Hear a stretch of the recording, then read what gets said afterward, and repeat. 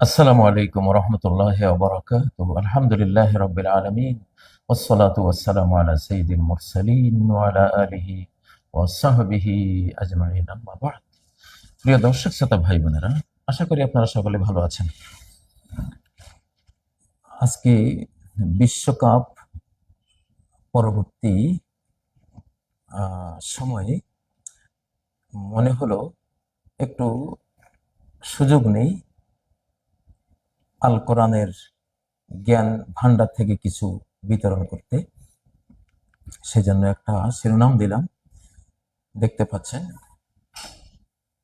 Islamic শতাব্দীর ঢেউ লেগেছে এককালের মুসলিম ঐতিহ্যবাহী স্পেনের কপালে।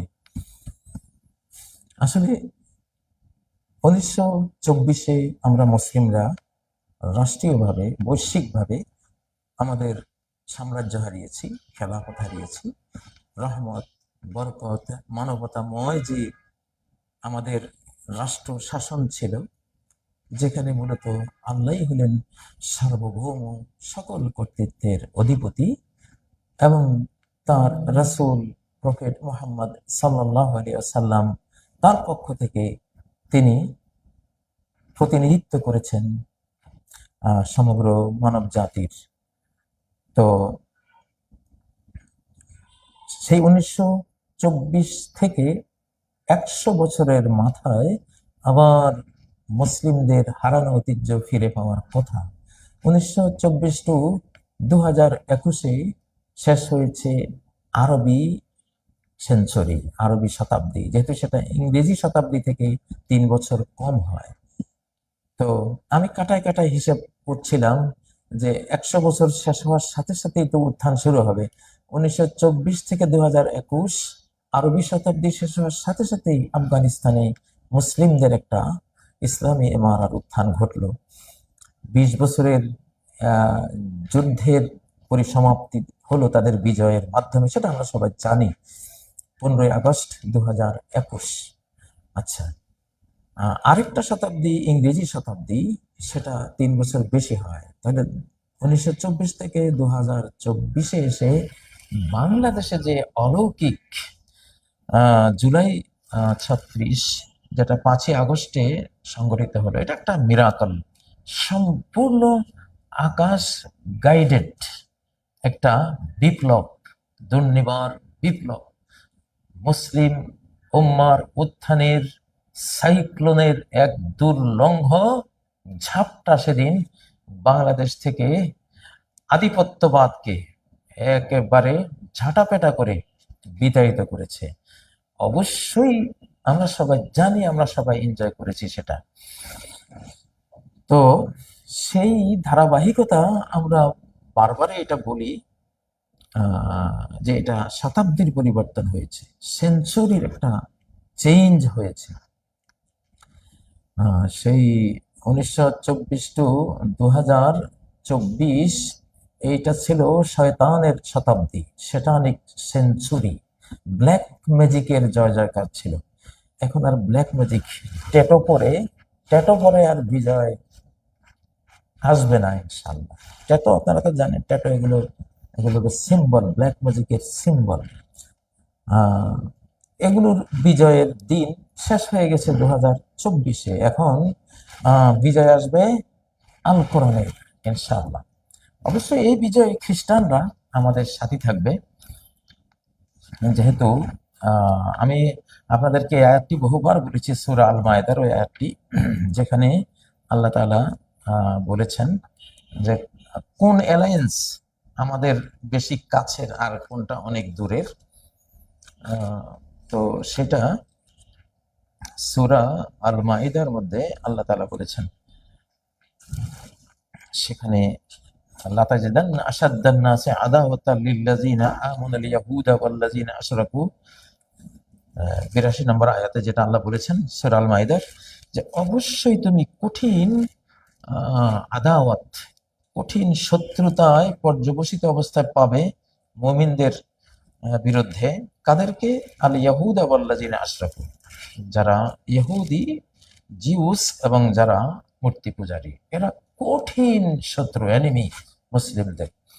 আচ্ছা, এরপরে আল্লাহ কি বলছেন, ওয়ালা তাজিদান্না আকরাবাহুম মাওয়াদ্দাতাল লিল্লাযিনা আমানুল্লাযিনা ক্বালু ইন্না নাসারা। এরপরে মুসলিমদের ভালোবাসার সবচেয়ে কাছের জাতি হিসেবে পাবে তাদেরকে যারা দাবি করে আমরা নাসারা, আমরা খ্রিস্টান, আমরা খ্রিস্টান।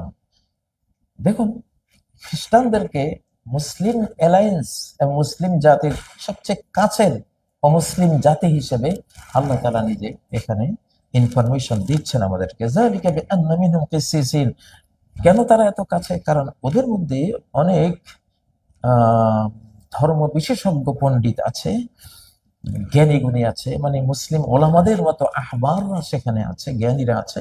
অরুহবানান, আর অনেক সংসার বিরাগী যারা রহবান, সন্ন্যাসী যাদেরকে বলা হয়, গির্জায় গির্জায় নান, অজস্র নান আছে।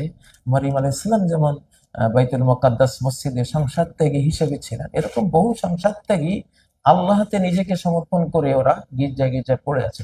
ভুল শুদ্ধ সেটা ভিন্ন কথা, কিন্তু এই চেতনাটা ওদের মধ্যে আছে, যেটা আল্লাহ তাআলা সেই কারণে বলছেন যে মুসলিমদের সাথে অ্যালায়েন্স হলো খ্রিস্টানদের, যুগ যুগান্তরে এটাই সম্ভব।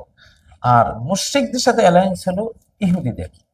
এটা বিশ্ব বাস্তবতা। এখানে আমি কারো প্রতি কোনো আহ, বিদ্বেষ এখানে বলছি না, এটা একটা ইনফরমেশন আল কোরআনের, যে বাস্তবে এটা এই আর এটাই।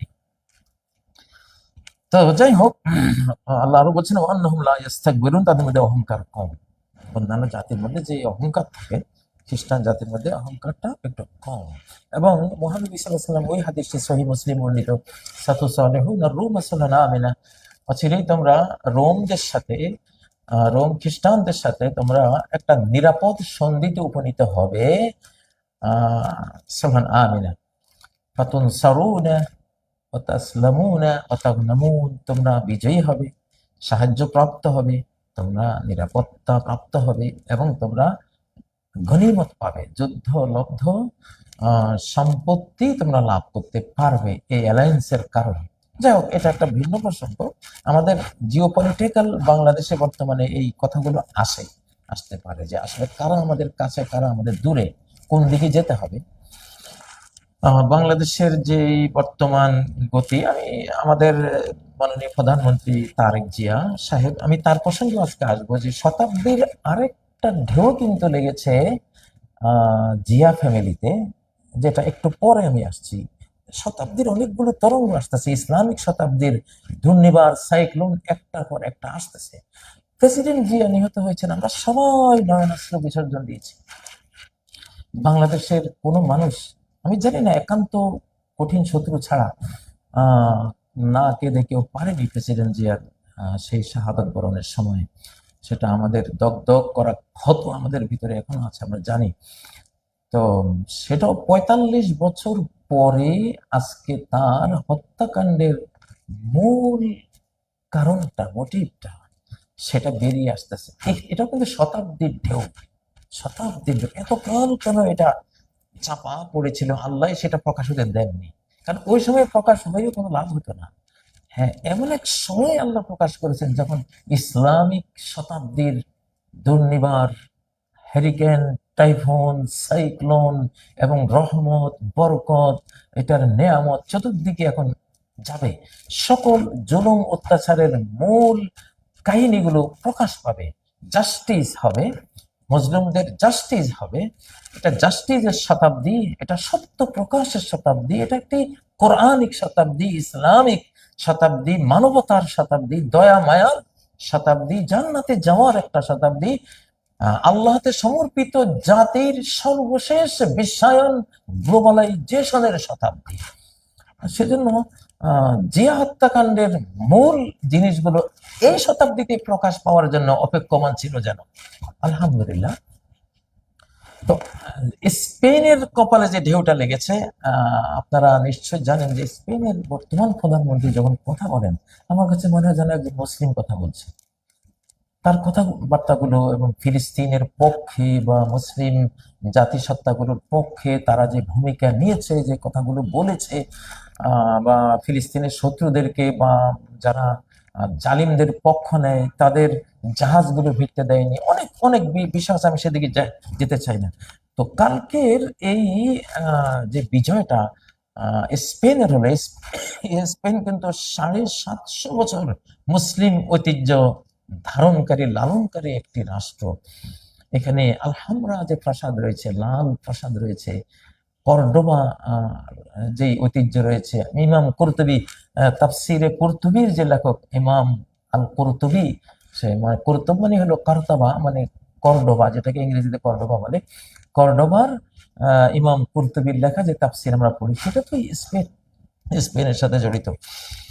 এবং তারা জাতীয় খ্রিস্টান, যেটা কোরআন বলছে তোমাদের অ্যালায়েন্সের মধ্যে মুসলিম খ্রিস্টান অ্যালায়েন্সটা হলো খুবই কাছাকাছি, এবং তারা এক এক জাতি আরেক জাতির কাছাকাছি। নবীজি বলতেন যে আনা উলা নাসে ঈসা ইবনে মারিয়াম, আমি ঈসা ইবনে মারিয়াম, ঈসা আলাইহিস সালামের খুব কাছের নবী আমি। লাইসা বাইনি ওয়া বাইনাহু নবী, আমার আর তার মাঝে আর কোনো নবী নেই। ঈসা আলাইহিস সালাম থেকে প্রায় 620 বছর পরে মুহাম্মদ সাল্লাল্লাহু আলাইহি সাল্লাম এসেছেন, মাঝখানে আর কোনো নবী নেই। তাহলে নবীজি হলেন ঈসা আলাইহিস সালামের সবচেয়ে কাছের, ঈসা আলাইহিস সালাম হলো নবীজির সবচেয়ে কাছের, আর আমাদের নবীজির সবচেয়ে কাছের মানে হলো আমাদেরও কাছের। এবং তিনি তিনি ঈসা আলাইহিস সালাম তিনি সাহাবীউন ওয়া নবী। আল্লামা যাহাবী বলেছেন যে ঈসা আলাইহিস সালাম হলেন একজন সাহাবী এবং তিনি একজন নবী। আগে তিনি নবী ছিলেন এবং এই উম্মতে তিনি আসবেন সাহাবী হয়ে। কোথায় সাহাবী হয়েছিলেন? মেরাজের রাতে তিনি নবীজির সাথে সাক্ষাৎ পেয়েছিলেন আকাশে। তো নবীজিকে যারা ঈমান সহকারে দেখে তারাই তো সাহাবী। সেই হিসাবে ঈসা আলাইহিস সালাম যে আসবেন, তিনি সাহাবীর মর্যাদা প্রাপ্ত খলিফা, ইমামুল মুসলিমিন, এবং কোরআন ও সুন্নাহ দিয়ে গোটা বিশ্বকে শাসন করবেন। তিনি আসতেছেন ইনশাআল্লাহ। তো আসলে আমি যেটা, বিশ্বকাপ ফুটবল খেলা নিয়ে কোনো মন্তব্য করার আমার উদ্দেশ্য নেই, এখানে আমি ধর্মীয় পয়েন্ট অফ ভিউ থেকে কথা বলছি। তো আমার যেটা এখানে বলার বিষয় সেটা হলো যে যারা এই কথা লালন করে যে আমরা ফিলিস্তিনের মজলুম শিশুদের পক্ষে আছি, তাদেরকে সহায়তা দিব, আল্লাহ তো তাদেরকে বিজয় দিয়েছেন, এবং তাদের যেই মুসলিমদের পক্ষ নিয়ে কথা বলার যে একটা তাদের উদারতা তারা দেখিয়েছেন, আল্লাহ তাআলা যেন এই পুরস্কারটা তাদেরকে দিয়েছেন। আসলে ইসলামিক শতাব্দীর যে একটা সূচনা হয়েছে, এটা কিন্তু শুধু মুসলিম উম্মার গায়ে লাগবে না, এটা মুসলিম উম্মার কাছের জাতীয় এর সুফলটা পাবে। সেই হিসাবে তারা তারা পেতে পারে ইনশাআল্লাহ। তো কালকে যেন মুসলিমরা বিজয়ী হয়েছে, সারা মুসলিম জাহানের আনন্দের যে ঢেউটা আমরা দেখেছি, আপনারা খেয়াল করেছেন, এটা যেন সূরা রুমে ফার্সিয়ানদের যুদ্ধ আর রোমানদের যুদ্ধে মহানবী সাল্লাল্লাহু আলাইহি ওয়াসাল্লাম রোমানদের পক্ষ নিয়েছেন। সেই আমলেও দেখেন যে যে আয়াতটা 82 নম্বর আয়াত সূরা মায়দার পড়লাম, এটা তো সূরা আর রোমেরও বক্তব্য, যে আল্লাহ তাআলা কি বলছেন যে আলিফ লাম মিম গুলিবাতির রোম, রোমানরা পরাজিত হয়েছে পার্সিয়ানদের সাথে যুদ্ধে, কিন্তু হুম মিন বাদে গলাবিহিম সায়াগলিবুন, তারা তাদের এই পরাজয়ের পর শীঘ্রই তারা বিজয়ী হবে। ফি বিদআ সিনিন, বিদআ সিনিন, বিদআ শব্দ মানে 3 থেকে 9 বছর, মানে 9 বছরের মধ্যে তারা বিজয়ী হবে। ঠিক কাটায় কাটায় তারা 9 বছরের ভিতরেই বিজয়ী হয়েছে। সুবহানাল্লাহ, প্রেডিকশন কোরআনের সত্য হয়েছে। তো আচ্ছা, এখানে মক্কার কুরাইশরা পক্ষ নিয়েছিল কাদের? পার্সিয়ানদের। পার্সিয়ানরা তখন, বর্তমান ইরানিয়ান, তারা তখন অগ্নি পূজারী ছিল। তো কুরাইশরা হলো মূর্তি পূজারী, ওরা হলো অগ্নি পূজারী, মানে সৃষ্টি পূজারী। সেই হিসাবে কুরাইশরা নিয়েছে পার্সিয়ানদের পক্ষ, আর নবী সাল্লাল্লাহু আলাইহি ওয়াসাল্লাম তারা আল্লাহ পূজারী, আল্লাহর গোলামি করেন। আর রোমানরাও আল্লাহর গোলাম, ঈসা আলাইহিস সালামের উম্মত, তারাও আল্লাহর গোলামি করে। তো সেই হিসাবে নবীজি সহ সমস্ত সাহাবীরা পক্ষ নিয়েছেন রোমানদের। যদিও রোমানদের মধ্যে অনেক কুফরি ছিল, তারা ঈসা আলাইহিস সালামকে যখন আল্লাহর পুত্র বলে কুফরি, কিন্তু সেটা কথা না। তাদের আসলুদ্দিন, মূল ধর্মের মধ্যে তো তাওহীদ ছিল। ঈসা আলাইহিস সালামের, তিনি তো ইসলামের নবী, মুসা আলাইহিস সালাম ইসলামের নবী, সমস্ত নবীরা ইসলামের নবী ছিলেন। ওনারা ইসলাম প্রচার করেছেন, অন্য কিছু আসলে প্রচার করেননি। ভুলভাবে মানুষ ওনাদেরকে এক একজনকে এক এক দিকে নিয়েছে, কিন্তু ইন্নাদ-দীন ইনদাল্লাহিল ইসলাম, দিন একটাই আল্লাহর কাছে সর্বযুগে, সেটা হলো ইসলাম। সে যাই হোক, তো আজকে যেটা আমি আসলে বলতে চাই যে আমরাও আনন্দিত যে স্পেন বিজয় হয়ে স্পেনের সম্ভবত ইয়ামাল, আমি ফলে খেলাটি আমি দেখিনি, কিন্তু পরে আমার মনে যেন একটা সাক্ষ্য দিচ্ছিল যে একটা শতাব্দীর ঢেউ তো আছে আমাদের। আমরা যে ইসলামিক শতাব্দীর কথা বলি, তাহলে ইসলাম বান্ধব শক্তিগুলো বিজয়ী হবে। আর ইসলাম শত্রু, মুসলিম উম্মার শত্রু, মুসলিম জাতির কিলার যারা, তারা পরাস্ত হবে। তো ঠিক তাই তো হয়েছে। বিস্তারিত আমার বলার দরকার নেই, আপনারা বুঝতে পারছেন আমি কি বলছি। তো এখানে এটা আমাদের জন্য একটা ভাববার বিষয় আছে। এখানে আমরা নিউ ইয়র্কের মেয়র নির্বাচনেও আমরা দেখেছিলাম এই ঢেউটা। একজন মুসলিম কিভাবে, মামদানি কিভাবে বিজয়ী হয়েছেন। বর্তমান যে উপসাগরীয় যুদ্ধ, সেখানে মুসলিম উম্মার একটা সদস্যরা কিভাবে বিজয়ী হচ্ছেন, আফগানিস্তান কিভাবে বিজয়ী হয়েছে, বাংলাদেশে আমরাও যে আধিপত্যবাদের বিরুদ্ধে, ভারতীয় আধিপত্যবাদের বিরুদ্ধে মূলত আমাদের বিজয়টা ছিল। জুলাই ছিল ভাষ্য হয়ে থাকবে ইনশাআল্লাহ। জুলাইটা আমাদের বিজয়। যেই কালেমা তাইবা লা ইলাহা ইল্লাল্লাহকে বঙ্গোপসাগরে ফেলে দিয়েছে বলে মন্তব্য করেছিল ইন্দিরা, সেই কালেমা তাইবার বিজয় হয়েছে এই 5ই আগস্ট বা জুলাই 36-এ। এটা ইসলামিক শতাব্দীর ঢেউ। আচ্ছা, আমি বলেছিলাম যে প্রেসিডেন্ট জিয়া, তার যে হত্যাকাণ্ড এখন এই শতাব্দীতে 24, 25, 26, তাই না? অর্থাৎ একটা মুসলিম উম্মার বিজয়ের শতাব্দীতে কেন প্রেসিডেন্ট জিয়ার হত্যাকাণ্ডের বিষয়টি একেবারে খোল্লম খোলা, একজন যে কিলারের গ্রেপ্তারির মাধ্যমে আল্লাহ তাআলা সামনে নিয়ে আসলেন। প্রকৃত ঘটনা সব এখন সামনে আসবে। কেন আসবে? কারণ এখন তার প্রকৃত বিচারটা হওয়ার মতো শতাব্দী আমাদের হাতে আছে, রাষ্ট্রীয় পাওয়ার আমাদের হাতে আছে। প্রেসিডেন্ট জিয়াকে খুব কাছে থেকে দেখার আমার নিজের সৌভাগ্য হয়েছিল। তখন আমি ফাজেল ডিগ্রি পরীক্ষার ফার্স্ট বয় ছিলাম, বোর্ড পরীক্ষায়। তখন হিজবুল বাহার সফরে 1981-র 19, 20, 21 জানুয়ারিতে আমরা সেই সফরটা করেছিলাম। প্রেসিডেন্ট জিয়া আমাদের সাথে ছিলেন। সামুদ্রিক সম্পদ আহরণের জন্য তিনি ওই সফরটা করেছিলেন। তো আসলে প্রেসিডেন্ট জিয়া যেদিন 7ই নভেম্বর আল্লাহ তাকে মুক্ত করে যখন তিনি জাতির আকাশে উদিত হলেন, সেদিন ঢাকার অলিগলিতে বাংলাদেশের সেনাবাহিনী এবং জনগণ ট্যাঙ্কের উপরে দাঁড়িয়ে যে নারায়ে তাকবীর আল্লাহু আকবার এই স্লোগানটা দিয়েছিল। 5টি বছর এই স্লোগান হারিয়ে গিয়েছিল।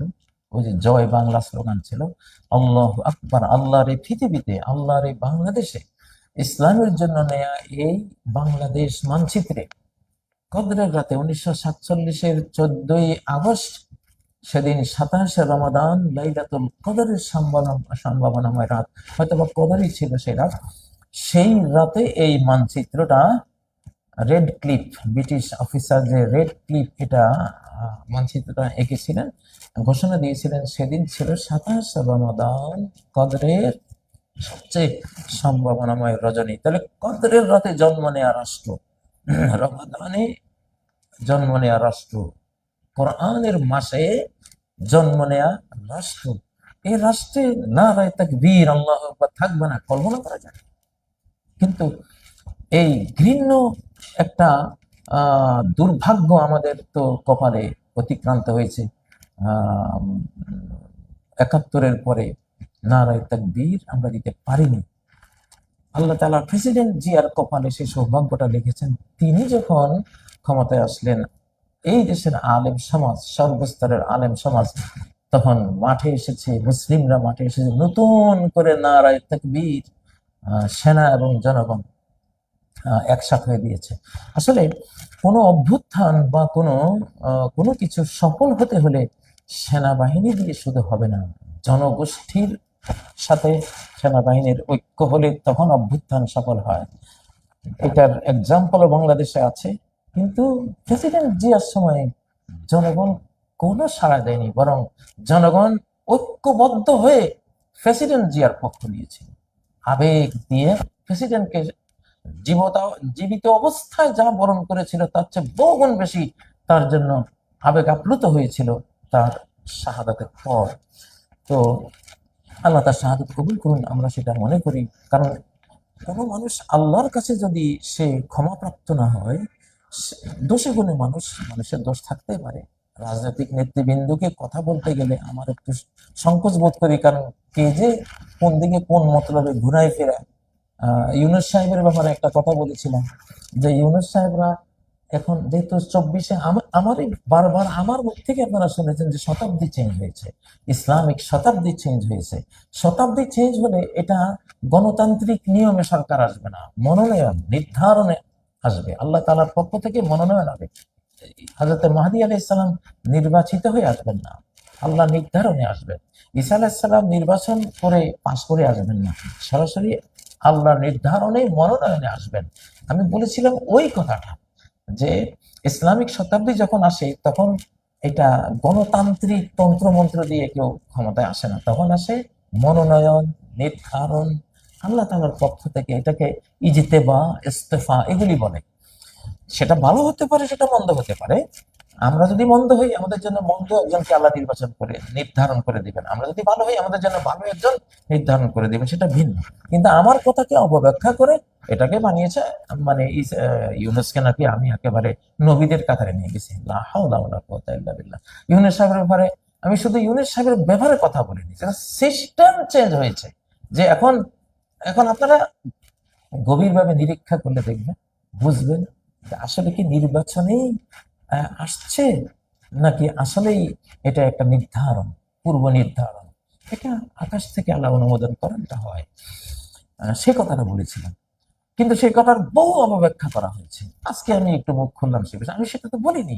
আমি বলেছিলাম যে এটা এখন নির্ধারণের শতাব্দী, তাই না? এটা আল্লাহ তাআলার পক্ষ থেকে তিনি ইস্তেফা করবেন, মনোনয়ন করবেন। আল্লাহু ইয়াজতাবি ইলাইহি মান ইয়াশা, আল্লাহ যাকে চান মনোনীত করেন, আর যাকে চান হেদায়েত করেন, সেটা আল্লাহর বিষয়। তো রাষ্ট্র শক্তির জন্য কাকে তিনি মনোনীত করবেন, কুলিল্লাহুম্মা মালিকাল মুলক, আপনি সাম্রাজ্যের মালিক, আপনি যাকে চান সাম্রাজ্য দেন, এটা আপনার কাজ। তো সরাসরি এই শতাব্দীতে কিন্তু এগুলি হবে, আপনারা দেখবেন ইনশাআল্লাহ।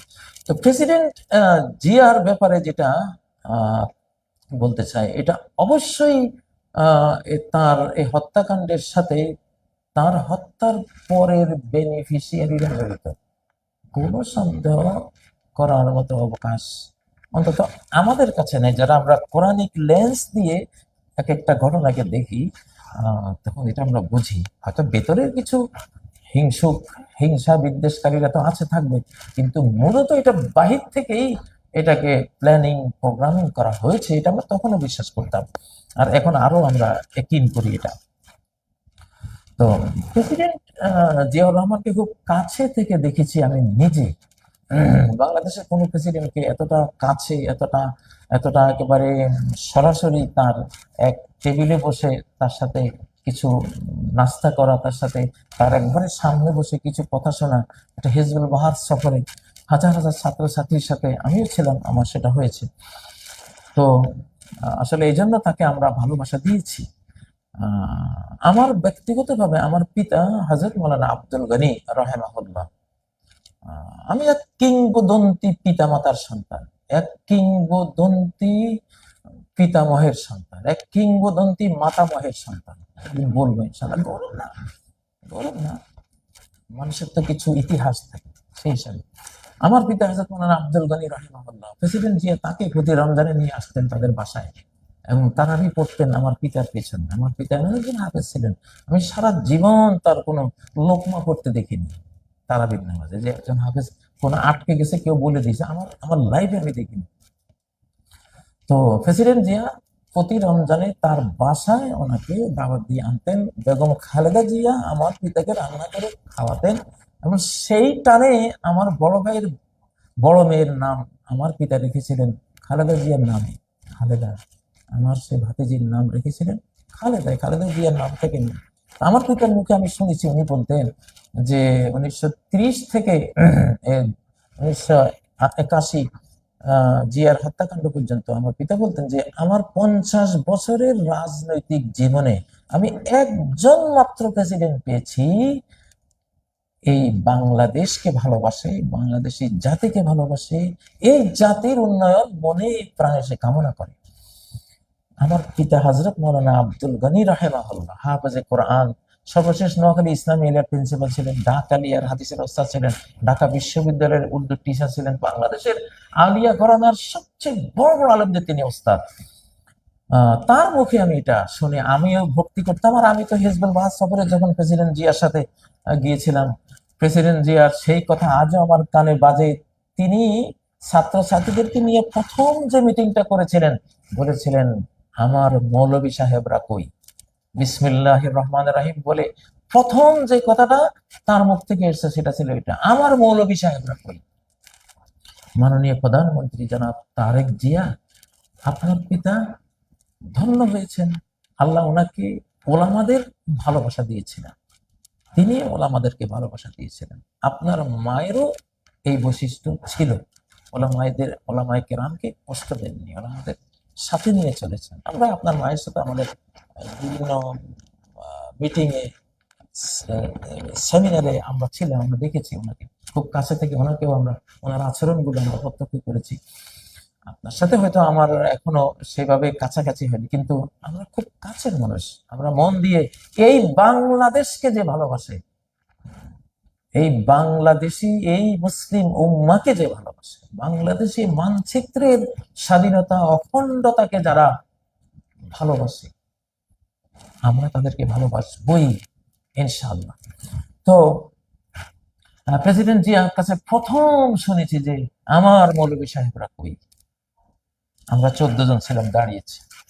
প্রেসিডেন্ট জিয়া বলেছিলেন, বিজ্ঞানীগণ বলেন একটা বিশাল অগ্নিপিণ্ড থেকে ছিটকে এসে, এটা বিগ ব্যাং থিওরি, ছিটকে এসে পৃথিবীটা তৈরি হয়েছে ঠান্ডা হয়ে।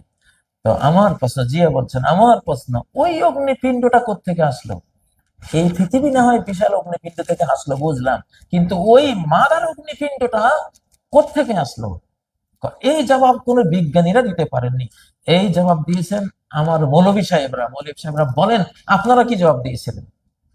সৌভাগ্যক্রমে সেদিন ওই প্রশ্নের উত্তরটা আমি দিয়েছিলাম, যে আল্লাহ তাআলা আসমান জমিন সৃষ্টি করেছেন, এই স্রষ্টা আছে, ক্রিয়েটর আছে, তিনি সেটা সৃষ্টি করেছেন। হ্যাঁ, তাহলে প্রেসিডেন্ট জিয়া এইভাবে আমাদেরকে অনেক কথা আমি আরেকদিন বলবো, আজকে কথা লম্বা হয়ে যাবে। তার ব্যাপারে একটা সত্য স্বপ্নের কথা বলবো। স্বপ্ন শুনলে অনেকে রিয়েক্ট করে যে হুজুর স্বপ্নে, আরে বাবা, সূরা ইউসুফ তো স্বপ্নেরই কাহিনী, গোটা সূরা ইউসুফ তো একটা স্বপ্নের কাহিনী বর্ণনা করেছে। নবীজির সূরা আল ফাতহের মধ্যে যে উমরার স্বপ্নটি নবীজি দেখেছেন, ইব্রাহিম আলাইহিস সালাম যে ইসমাইলকে জবাই করেছেন, ইন্নী আরা ফিল মানাম, আমি স্বপ্নে দেখেছি যে তোমাকে জবাই করছি, তিনি বাস্তবায়ন করছেন। তারপরে এবং শেষ জামানার ব্যাপারে তো বলাই আছে যে জাহাবাতিন নবুওয়াত ওয়া বাকিয়াতিল মুবাশশিরাত, নবুয়ত চলে গেছে কিন্তু সত্য স্বপ্নগুলো রয়ে গেছে।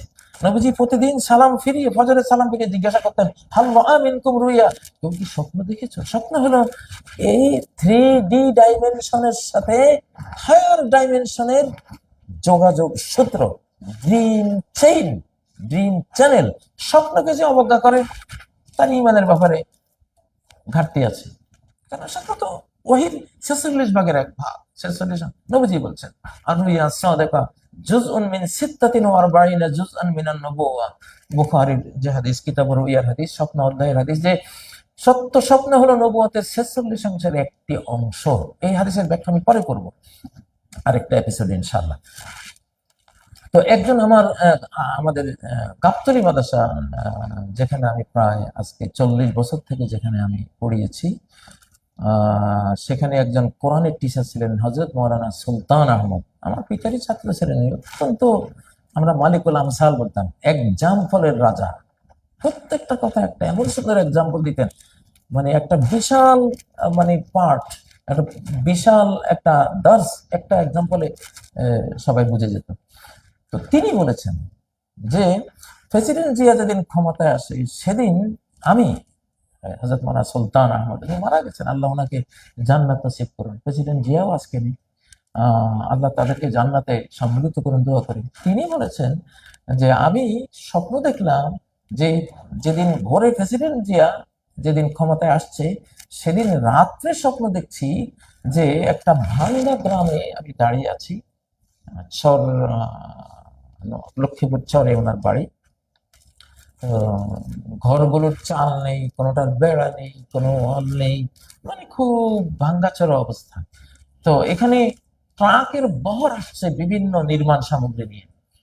তো তিনি বলছেন, ওই সত্য স্বপ্নদ্রষ্টা হযরত মাওলানা সুলতান আহমদ রাহিমাহুল্লাহ, তিনি বলছেন, আমি জিজ্ঞাসা করলাম ট্রাকের ড্রাইভারকে যে ভাই, তোমরা কি নিয়ে যাচ্ছ, কাদের জন্য নিয়ে যাচ্ছ? তো স্বপ্নে স্বপ্নে সে ট্রাকের ড্রাইভার বললেন, আহ ইসলামপন্থীদেরকে প্রতিষ্ঠিত করা হবে। ঠিক এই শব্দগুলো ট্রাক যারা নিয়ে আসছেন, ইসলামপন্থীদেরকে প্রতিষ্ঠিত করা হবে। পরের দিন প্রেসিডেন্ট জিয়া ক্ষমতায়।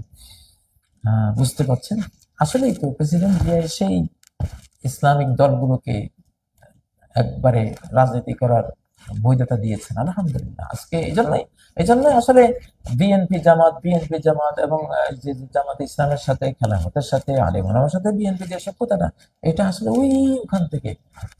আর প্রেসিডেন্ট জিয়ার প্রতি এই যে আবেগ, এই যে মানুষের চোখের পানি নয়নাস্র বিসর্জন দেয়া, এবং একটি ইসলামিক শতাব্দীতে আল্লাহ তার হত্যাকাণ্ডের মূল কারণটা তুলে আনছে। এই 2024 পরবর্তী ইসলামিক শতাব্দীতে 45 বছর পরে তিনি যে ইসলামকে বাংলাদেশে তিনি ইসলামী রাজনীতি বা আলিম ওলামারা রাজনীতি করবে, স্বাধীনভাবে শিক্ষা দেবে, তিনি বৈধতা দিয়েছিলেন। যেন আল্লাহ তাআলা প্রেসিডেন্ট জিয়াকে পুরস্কার দিয়েছেন, হ্যাঁ প্রেসিডেন্ট জিয়া, তোমার হত্যাকাণ্ডের বিচারটা আমি এমন এক শতাব্দীতে করব, তোমার হাতে বৈধতা দেয়া আলিম ওলামার ইসলামিক রাজনীতি যেই শতাব্দীতে বিজয়ী হবে, আমি সেই শতাব্দীতে তোমার হত্যাকাণ্ডকে আমি তুলে আনবো। এটা আল্লাহরই কাজ। আল্লাহু মুখরিজুম মা কুনতুম তাকতুমুন। হত্যাকাণ্ডগুলির ব্যাপারে আল্লাহ তাআলা কোরআনে একটা বিশাল মূল নীতি ঘোষণা করেছেন। কি সেটা? যে আল্লাহু মুখরিজুম মা কুনতুম তাকতুমুন, তোমরা যেটা গোপন রাখো, আল্লাহ তাআলা সেটা অবশ্যই বের করে আনবে। তোমরা যেটা গোপন রাখো, আল্লাহ সেটা গোপন রাখবেন না, সেটা তিনি বের করবেন। আল্লাহু মুখরিজুম মা কুনতুম তাকতুমুন। এটা সূরা আল বাকারার 72 নম্বর আয়াত। আল্লাহু মুখরিজুম মা কুনতুম তাকতুমুন। আয়াতটা পড়ি, ওয়াইজ কতালতুম নাফসান ফাদদারাতুম ফিহা। যখন তোমরা একজন মানুষকে হত্যা করলে, ফাদদারাতুম ফিহা, অতঃপর তোমরা একে অপরকে সেই হত্যাকাণ্ড বিষয়ে দোষারোপ করলে। প্রকৃত হত্যাকারী কি, তার কথা কিন্তু বের হচ্ছে না। প্রেসিডেন্ট জিয়ার যে বিচারগুলো হয়েছে, জানো কি বিচার হয়েছে? কে কাকে দোষ দিয়ে নিজে বাঁচতে চেয়েছে, জেনারেল মঞ্জুরকে কে নির্দেশ দিয়ে হত্যা করিয়েছে, কি তথ্য ছিল মঞ্জুরের কাছে, বা এই বিচারগুলো কে করিয়েছে, মানে এগুলি দেখেন কিভাবে মিলে। ওয়াইজ কতালতুম নাফসান ফাদদারাতুম ফিহা, যখন তোমরা হত্যা করলে একটি আত্মাকে, একজন মানুষকে, ফাদদারাতুম ফিহা, তারপরে তোমাদের ভূমিকা কি হলো? প্রকৃত অপরাধী স্বীকার করছে না, কে হত্যা করছে সে প্রকাশও পাচ্ছে না, একে অপরকে দোষারোপ করার একটা সিলসিলা তোমাদের মধ্যে শুরু হয়েছে। আল্লাহু মুখরিজুম মা কুনতুম তাকতুমুন, আর আল্লাহ তো প্রকাশ করবেন যা তোমরা লুকিয়ে ছিলে, লুকাতে ছিলে। হত্যাকাণ্ড যেটা লুকাতে ছিলে, আল্লাহ দায়িত্ব নিয়েছেন যে আমি বের করব। যতই একে অপরকে দোষ দিয়ে নিজেরা মাঝখান থেকে বেঁচে যাওয়ার প্রয়াস চালাচ্ছ, বাঁচতে পারবে না, আমি বের করব। সূরা আল বাকারার 72 নম্বরের আয়াতটির সাথে প্রেসিডেন্ট জিয়ার হত্যাকাণ্ডের বিষয়টি মিলান। কোরআন তো একটা কাহিনী কেন বলে যে এমন কাহিনী বহু ঘটবে, এই কাহিনীর আলোকে সেই কাহিনীগুলো বুঝে নেবে। তো সেটাই, যাই হোক, প্রেসিডেন্ট জিয়ার হত্যাকাণ্ডের বিচার, কঠিন বিচার হোক, এটা আমরা চাই, এটা আমরা চাই। ওয়ালাকুম ফিল কিসাসি হায়াতুন ইয়া উলিল আলবাব, ওহে জ্ঞানীরা, তোমাদের জন্য জানের বদলা জান নেয়ার মধ্যে তোমাদের জীবন নিহিত রয়েছে। তোমাদের জীবন, তোমরা যদি বাঁচতে চাও, তোমরা যারা বেঁচে, প্রেসিডেন্ট যেহেতু চলে গেছে, এখন জিয়া পরবর্তী কারা ওই চেয়ারে আছেন, বা কারা এই বাংলাদেশ প্রেমিক, বাংলাদেশকে যারা ভালোবাসে, তারা যদি বাঁচতে চাও, তাহলে কোরআন যেন বলছে ওই হত্যাকাণ্ডের একটা সঠিক বিচার করো, তাহলে তোমাদের জীবন বাঁচবে। ওয়ালাকুম ফিল কিসাসি হায়াতুন ইয়া উলিল আলবাব লাআল্লাকুম তাত্তাকুন। আর তোমাদের জন্য রয়েছে জানের বদলা জান, এই বিচারের মধ্যে হায়াত, তোমাদের জীবন জীবন নিহিত আছে এই এই এই সিস্টেমের মধ্যে, কেসাসের মধ্যে। ইয়া উলিল আলবাব, ওই বিবেকবান ব্যক্তিবর্গ, লাআল্লাকুম তাত্তাকুন, যাতে করে তোমরা বাঁচতে পারো। এখানে তাকওয়া মূলত বাঁচতে পারার অর্থে, তাকওয়া মানে তো আত্মরক্ষা করা, মন্দ থেকে, খারাপ থেকে, যে কোনো খারাপ পরিণতি থেকে। তো এটা 179 নম্বর আয়াত সূরা আল বাকারার। আমাদের অবজারভেশনে, আমাদের গবেষণায় যেটা আমরা বুঝতে পারছি যে ৪৫ বছর পরে আজকে জিয়া হত্যাকাণ্ডের ফলে যে হাওয়াটা লেগেছে, তার ওই হত্যাকাণ্ডের ন্যায্য বিচারের যে পাল আজকে তোলা হয়েছে, এটা ইসলামিক শতাব্দীর ঢেউ। যে ইসলামকে ভালোবাসা দিয়েছিলেন প্রেসিডেন্ট জিয়া, যে ইসলামের দায়ীদেরকে, ধর্ম প্রচারকদেরকে ভালোবাসা দিয়েছিলেন প্রেসিডেন্ট জিয়া, ইসলাম নিয়ে রাজনীতি করতে চাও করো, পারমিশন দিয়েছিলেন যে প্রেসিডেন্ট জিয়া, তার বিচারটা কেন একটা শেটানিক শতাব্দীতে হবে? আল্লাহ মনে হয় পছন্দ করেননি। যদি হয়েছে কিছু বিচার, কিন্তু মূলটা এখনো হবে, যেহেতু এটা তার, তিনি যে ইসলামকে ভালোবাসা দিয়েছেন, সেই ইসলামিক শতাব্দী শুরু হয়েছে। তো আলহামদুলিল্লাহ, এটা আমাদের কিছু এখানে আবেগ আছে, থাকতেই পারে। একটা লিডার একটা জাতি যদি পায়, আর তো এবার দোকান, তুরস্ক কি ছিল? অবদমিত, অবহেলিত, ইউরোপের রুগ্ন রাষ্ট্র বলে তাকে বেইজ্জতি করা হতো। আজকে সেই তুরস্ক রজব তাইয়েব এরদোগান কোথায় নিয়েছে? আমাদের প্রেসিডেন্ট যেহেতু ওরকমই ছিলেন, এই জন্যই হিংসাকারী রাষ্ট্রগুলো, রাষ্ট্রশক্তি তাকে দুনিয়া থেকে সরিয়ে দেওয়া শুরু করেছে, কোনো সন্দেহ নেই। তো আজকে আজকে যিনি আমাদের মাননীয় প্রধানমন্ত্রী তারেক জিয়া, তাকে বলছি যে আপনাকে অবশ্যই নির্ভীক চিত্তে ইনশাআল্লাহ এই বিচার সম্পন্ন করতে হবে। আমরা আছি আপনার সাথে ইনশাআল্লাহ। আপনার পিতার বিরুদ্ধে যে অভ্যুত্থান সফল হয়নি কেন? আমরা ছিলাম, আমরা গোটা জনতা, আমরা জিয়ার পক্ষে দাঁড়িয়েছিলাম, ইনশাআল্লাহ সাকসেসফুল হয়নি, এবং এখনো ইনশাআল্লাহ আমরা আছি। আপনি এই দেশকে টেনে আপনি নিয়ে যান। আমি বলি, এই বাংলাদেশ ছোট্ট রাষ্ট্র বলে আমাদের অনেক লোক ভারত প্রেম প্রকাশ করে। ভারত বড় দেশ, আমরা ছোট্ট দেশ মনে হয়। জানা, আমাকে এক মির্জাফর টাইপের এক লোক আমার সামনে এই কয়দিন আগে বলেছে যে আমরা ভারতে থাকলে ভালো হতো। সি সি সি, আমার এখনো বমি আসে মনে হয় তার কথাটা শুনে। বললো কি? আসলে ও বাংলাদেশকে বুঝে নাই। এই বাংলাদেশ 4,17,00,000 বর্গ কিলোমিটারের মুসলিম জাহানের পার্ট, একটা একটা পরাশক্তির পার্ট। এক ডিক্লারে আমরা পরাশক্তি ইনশাআল্লাহ। শুধু 57টা মুসলিম রাষ্ট্রের একটা অ্যালায়েন্স, আমরা পরাশক্তি। এখনো কি পরাশক্তি নই? এখনো আমরা পরাশক্তি ইনশাআল্লাহ। আমাদের সাথে আমাদের এই বাংলাদেশ কোনো ছোট দেশ না, এটা বিশাল একটা জাতি। তো বাংলাদেশ, আমরা বাংলাদেশকে ভালোবাসি, এই বাংলাদেশকে ইনশাআল্লাহ যারা ভালোবাসা দিবেন, আমরা ভালোবাসা দেব। তো প্রেসিডেন্ট জিয়ার হত্যাকাণ্ডের এই এই এই যে প্রকাশ, এটা আমি মনে করি কোরআনিক লেন্স দিয়ে দেখি যে এইটা ইসলামিক শতাব্দীর একটা জোয়ার, একটা ঢেউ, একটা সাইক্লোন। এই জন্য এটা উঠে আসছে ইনশাআল্লাহ। আল্লাহ বিচার করবেন। আল্লাহ মুখরিজুম মা কুনতুম তাকতুমুন। প্রেসিডেন্ট জিয়ার সাথে হিজবুল ওয়াজ সফরের অনেকগুলো আমার স্মৃতি আছে, আজকে আর সেগুলো বলবো না, আরেকটি এপিসোডে সেগুলো বলবো ইনশাআল্লাহ। তো আল্লাহ তাআলা তার হত্যাকাণ্ডের সেই সেই ন্যায্য বিচার যাতে আমরা পাই, আমাদের হৃদয়ে যে ক্ষত, এটা যাতে শেফা আমরা লাভ করি, এটা আমরা চাই। এবং এটা করার ক্ষেত্রে ভয়ভীতি কিচ্ছু নেই। আমাদের শতাব্দী আল্লাহ সাথে দিয়ে দিন। যা মুসলিমরা, তোদেরকে একটা বিজয়ের শতাব্দী দিলাম, কোন শক্তি তোদেরকে আর অবদমিত করতে পারবে না ইনশাআল্লাহ। কারণ আকাশ আমাদের সাথে, আল্লাহ ফেরেশতা বাহিনী আমাদের সাথে, স্বয়ং রব্বুল আলামিন আমাদের সাথে। আল্লাহ তাআলা তৌফিক দান করুন, বাংলাদেশকে মাথা উঁচু করে দাঁড়ানোর তৌফিক দান করুন। সুবহানাকাল্লাহুম্মা ওয়া বিহামদিক, আশহাদু আল্লা ইলাহা ইল্লা আনত, আস্তাগফিরুকা ওয়া আতুবু ইলাইক। আসসালামু আলাইকুম।